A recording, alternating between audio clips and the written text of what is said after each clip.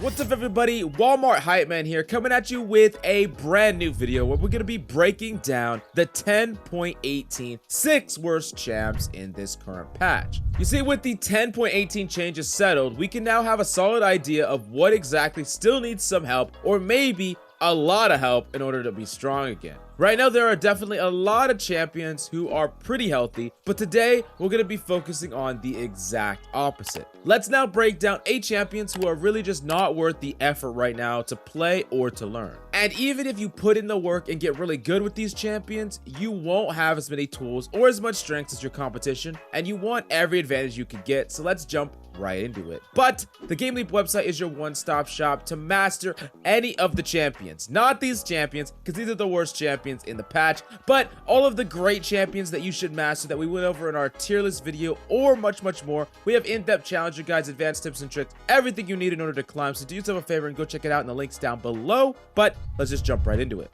Now, kicking it right off the bat, we need to be starting with Sett. Specifically Sett as a support or a jungler. Now, this one comes with a bit of an asterisk, however. The punchy boy did get changes that help his scaling out a lot. The catch is that it results in a slightly weaker early game and requires a ton of bonus attack damage and items. This style of play directly conflicts with Sett jungle and Sett support, so it's really hurting him there. Now, you bring big fighting and team fighting presence by having rock solid damage on your auto attacks and Q with some sick shielding and CC. With the adjustments in place, you'll lose a lot of bite in your punches, and this makes Sett clear the jungle worse, makes his skirmishing weaker, and makes him even worse later on. Seriously, if you were trying to make Sett support work, I cannot stress this enough, just try to pick anyone else. As a support alternative with some similar tools, Alistar would be a solid choice, much better than Sett. Now, if you want to have those big, true damage blasts, then Pyke can have something similar with his executes. And even though he's not particularly hot as a support right now, it's nowhere near as bad as Sett will feel. Jungle Sett actually has a bit of a saving grace here, however, and it might not be completely dead. While yes, your clearing will suffer early on, there could be a new build that crops up which focuses on Sett's damage and ability to take over smaller fights with repeatable punches. Keep your eyes peeled and your brain on, maybe even experiment a bit before deciding to move on from specifically Sett jungle. If you do want to try something else, Udyr and Warwick have the same straight at you style, even if they don't have something quite like those massive haymakers. We will revisit the jungle later as we still have 2 more champions who are present here. Let's take a break and talk about a mid laner and a top laner, Ryze. Now, despite being a notoriously hard solo queue champion, there are plenty of people who have made this champion work. His scaling is also really powerful, even more so when you manage to get an early lead. If you can get that early lead, you're gonna feel like Exodia, just straight up one comboing a cluster of enemies, and if you can get all these factors working for you, that's gonna make you unstoppable. Now, despite all of this potential, Ryze is having really trouble connecting and exerting his force in some games, and it's due to what is strong in the meta. For the most part, you got hard engaging champions and long range champions sharing a lot of the same strength, with some hyper defensive picks floating around in between them. Because Ryze is limited in the range department, every single part of the cycle getting strong becomes even more of a struggle for him specifically. Even if you are fortunate enough, Ryze still can't deal with those picks that line up against him. Can you even imagine trying to manage a Galio as Ryze? How about a Fizz? You might have an okay time at first, but then you would very quickly become a sitting duck just waiting to be killed because you simply can't ever walk up for the farm. Now, even after all of that and you suffered through it, minimized your death, afterwards you could breathe easy, right? Well, no. Those champs are still big issues for you, and plenty of other ones are too. If you want to play something similar to Ryze, Cassiopeia has that rapid firing abilities playstyle, and even has a similar mechanic where she can set up using other abilities for more damage. Alright, our jungle pick is over. Let's talk about Trundle. The troll is kind of becoming a bit of a troll pick right now. Honestly, he's just not very good. Now, don't get me wrong, he's not totally irredeemable, but right now he should do just fine in this meta. His long range disruption, good objective control, and tankiness should be great against almost any team, but he just doesn't have the numbers needed to back things up. Riot definitely took a lot of the power away from Trundle over time with nerf after nerf, first hitting his movement speed, then his attack speed, then his slows, and then his cooldowns, and now, well, we are where we are right now. Now, it's pretty difficult for Trundle to punish mistakes consistently, and that's one of his biggest flaws. It's hard for him to keep up in fights with even some of the most scaling-oriented picks. His clear also just isn't what it used to be. There is a lot of alienating Trundle from being even a decent jungler right now, and there hasn't been a way to mitigate or change that yet.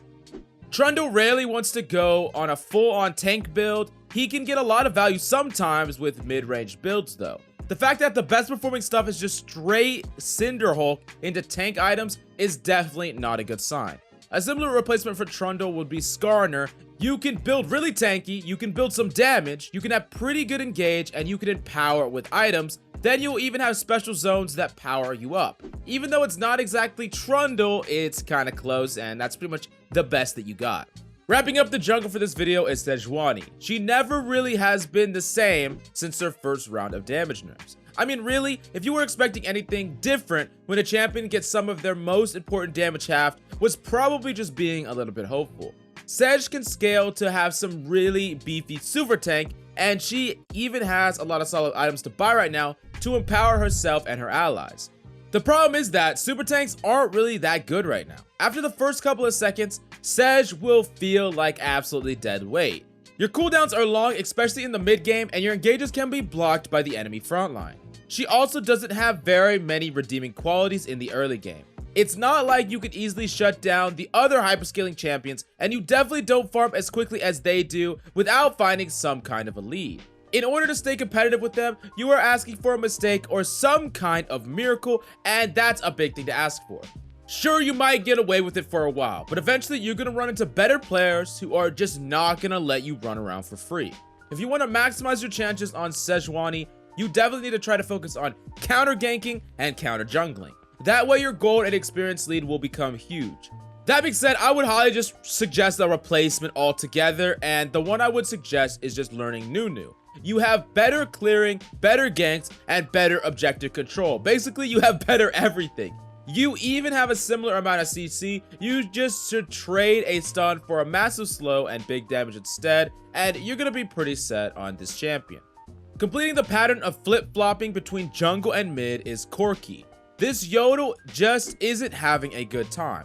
While he can be used as a counter pick to certain mid laners, Corki just can't deal with the current meta in teamfights and sieges 90% of the time. 5% of it is thanks to his package being absolutely nuts. If you can get a good one off, you're just gonna melt everyone away and just burn off their faces, as simple as that. But the other 5% is that your enemy just happens to accidentally turn their monitor off, letting you burst them quickly before they can press any buttons. You got a lot of issues to fix before you get there though. Mana Moon scaling takes some time, so plenty of other mids will be stronger until a hefty chunk of time passes in the game. Now, Triforce is also crazy expensive, so if you're getting zoned off, ganked a lot, or just having an off game, you're gonna drop off a cliff in terms of how much value you bring really quickly.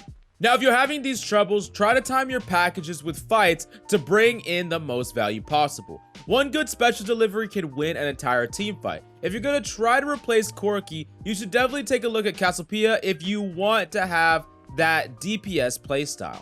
If you are looking for a big bursty explosion in your games, Ziggs would be a solid long-range choice. Both of them have similar scaling patterns to Corki, but they have some extra tools to make them better at the earlier stages. Now, as the last thing we gotta talk about, next up is mid laner, and only a mid laner. Thanks to some nerfs that really took her out of jungle, Qiyana is like the definition of struggle right now. There are tons of melee champions that can do her job better in mid.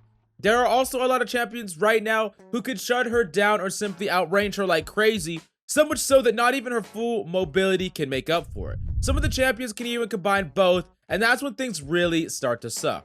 You still do have one major strength, surprise. If you are manipulating enemy vision and start very carefully and cleverly, you can start to get some really important picks and even some huge team fight swinging plays with your ultimate.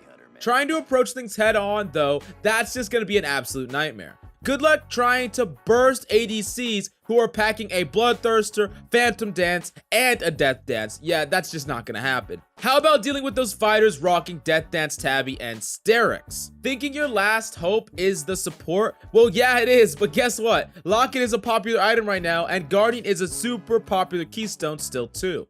Right now, everything you got going for you is just riding on that snowball, and if you can't get one rolling, then good luck to you. If you have one, just pray that you don't get shut down in a fight and can still maneuver around all the stuff enemies throw your way. If you want something similar to Qiyana right now, Fizz does her job on the AP side of things with a little bit less AoE. Zedd is another solid choice, but is definitely more of a single target assassin than she is. Now that's gonna round out our 10.18 worst champions, but if you want to master any champion, head on over to the GameLeap website right now. We have in-depth VOD reviews, advanced tips and tricks, and everything you need in order to climb. Do yourself a favor and go check it out in the links down below, and I can't wait to see you there. But that rounds out our list. Thank you so much for coming by. Any questions or comments, definitely let us know down below. And that's all I got for you today. See you next time.